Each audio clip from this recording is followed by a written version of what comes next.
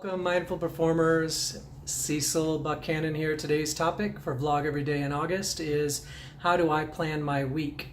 My week is planned usually the previous week or the week before that or the week before that. And the reason being is that I'm continually blocking my calendar for either appointments or reminders as I go through my day. And I will often take a look at my week on Friday before leaving work or on Sunday before starting the work week on Monday, just so I'm prepared for anything that might require a little extra effort or a little extra research or putting a presentation together. So I quite often will take that time, and that's sort of my week planning. But over the years, to answer the question on how do I plan my week is packed, and it's chock full of appointments for work, my corporate work, and also for things I want to do with Quantum Life Coaching and the YouTube channel and things like that, along with family stuff. We have a family calendar to manage. So I am always blocking time on my calendar to plan for my week. Now, what I truly enjoy doing, there's two tips I'll give you here that really help me feel accomplished. And that is, I will usually have two or three things that I want to do for the week that are large things. And this could be like recording a new meditation, editing a new meditation, recording a new About Me post on the YouTube channel, updating a resume, anything that feels like a big chunk of time. Sometimes it's really not a big chunk of time, but in our minds it feels like a big chunk of time. Those are the things that I'll have top of mind, or I'll write a list, or I'll set reminders so that I can actually chunk out time to apply to those things. So for example, recently I was working on a large project at work that required lots of data, lots of reporting, lots of pivot tables, and you really need a block of uninterrupted time to get into a creative space to analyze the data and to figure out how you want to manipulate it, how you want to slice it. And it's not something you can just keep up open in the background and do as you go throughout your day. You really need a block of time.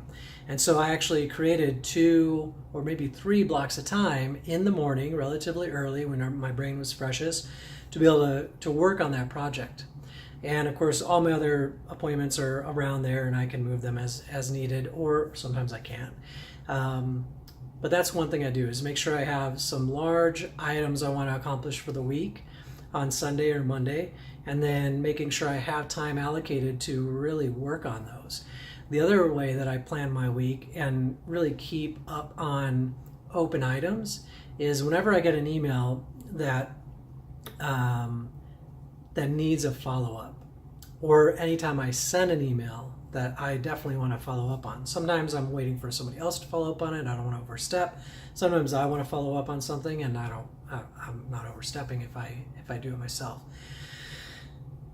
What I do in Outlook is I actually drag that email into the calendar icon, and it pops open a calendar appointment with all the details from that email. It doesn't include attachments. You have to drag those separate, but I'll then choose a day. Maybe it's the next morning, maybe it's later that afternoon, maybe it's the next week, depending on how long I want to give in between that note and the follow-up. And you can mark it as a 0-minute appointment, just make sure there's still a reminder, or you can just block 30 minutes and just throw them all in that same 30-minute window, so you can just continually have that 30 minutes as your kind of follow-up timeline or time chunk.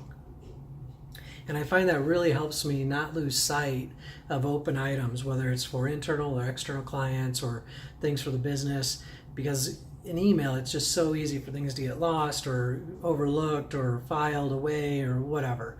But if you put it in as an appointment, it pops up, it reminds you, and you can actually dive into it and send a follow-up reminder.